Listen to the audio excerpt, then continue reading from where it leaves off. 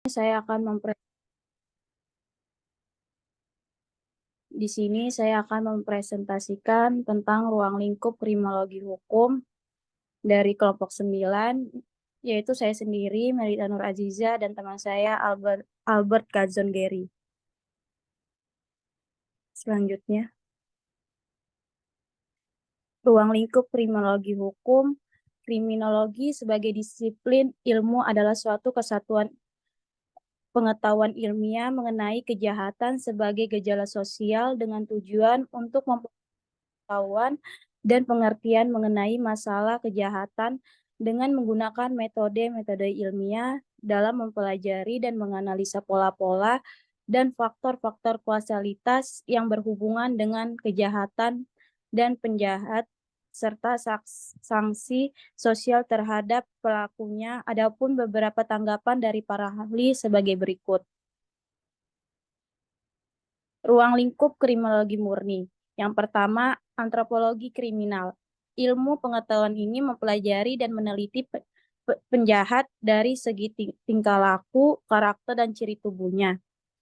Yang kedua, sosiologi kriminal. Ilmu pengetahuan ini mempelajari dan meneliti kejahatan sebagai suatu gejala masyarakat untuk mengetahui di mana letak sebab-sebab kejahatan dalam masyarakat. Yang ketiga, penologi. Ilmu pengetahuan ini mempelajari dan meneliti kejahatan dari penjahat-penjahat yang telah dijatuhi hukuman. Keempat, psikologi kriminal. Ilmu pengetahuan ini mempelajari dan meneliti kejahatan sudut kejiwaan penjahatan. Yang kelima, psikopatologi dan neuropatologi kriminal. Ilmu pengetahuan ini mempelajari dan meneliti kejahatan dan penjahat yang sakit jiwa atau urat syaraf. Ruang lingkup terapan, higien kriminal, usaha yang bertujuan untuk mencegah terjadinya kejahatan, politik kriminal, usaha penanggulangan kejahatan di mana suatu kejahatan telah terjadi.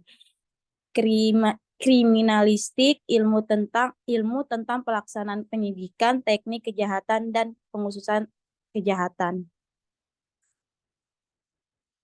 Sosiologi hukum, ilmu yang memandang kejahatan itu sebagai perbuatan yang dilarang oleh hukum dan diancam dengan sanksi pada intinya yang menentukan suatu perbuatan itu jahat atau tidak itu adalah hukum. Etimologi kriminal, cabang ilmu dari kriminologi, yaitu suatu ilmu yang mempelajari dan mencari sebab-sebab kejahatan. Penologi, ilmu yang mempelajari tentang hukuman. Suherland menambahkan dan memasukkan hak-hak yang berhubungan dengan usaha pengendalian kejahatan baik represif maupun preventif. Selanjutnya akan dilanjutkan dengan teman saya. Menurut Noah, ada beberapa bentuk gejala fenomena. Bentuk-bentuk gejala yang mudah diketahui ialah yang berdasarkan pada norma-norma dari ilmu-ilmu pengetahuan lainnya seperti hukum, pidana, dan etika. Sebab-sebab kriminalitas atau etiologi yang berhubungan dengan lain-lain, gejala dalam kehidupan individu, masyarakat, dan alam. Akibat-akibat kriminalitas sampai berapa jauh dapat dianggap masih meliputi oleh kriminologi. Selanjutnya, Noah membagi kriminalistik menjadi pengetahuan tentang lacak-lacak, yakni bekas tanda-tanda yang ditinggalkan penjahat, termasuk bekas persiapan dan pelaksanaan, serta perbuatan sesudahnya untuk menutupi perbuatan sesungguhnya. Dengan demikian meliputi penyidikan tentang yang pertama, identitas penjahat, daktiloskopi, pemeriksaan tulisan dan perbandingannya, dan ciri-ciri lain. Yang kedua, alat-alat, dalam kurung umpamanya senjata api. Yang ketiga, pemeriksaan tentang uang kertas atau uang logam palsu, hal-hal mana yang membutuhkan pertolongan ahli-ahli kimia. Pengertian kejahatan. Kejahatan adalah suatu nama atau cap yang diberikan orang untuk menilai perbuatan-perbuatan tertentu. sebagai perbuatan jahat. Dengan demikian, maka si pelaku disebut sebagai penjahat.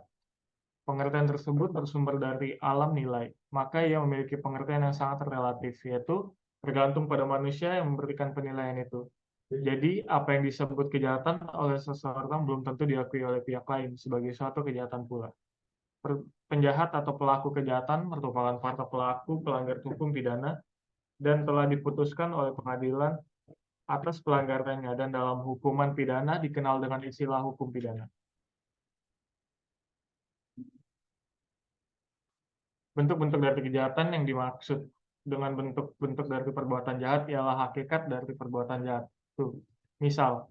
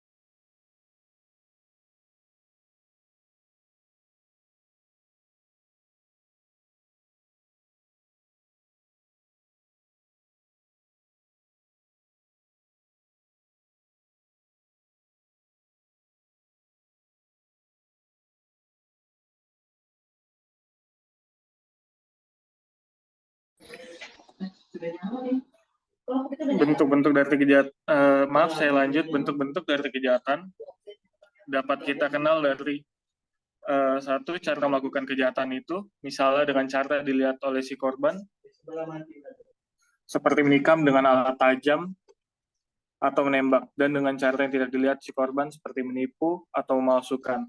Dengan cara memakai alat-alat khusus tertentu seperti racun, kunci palsu.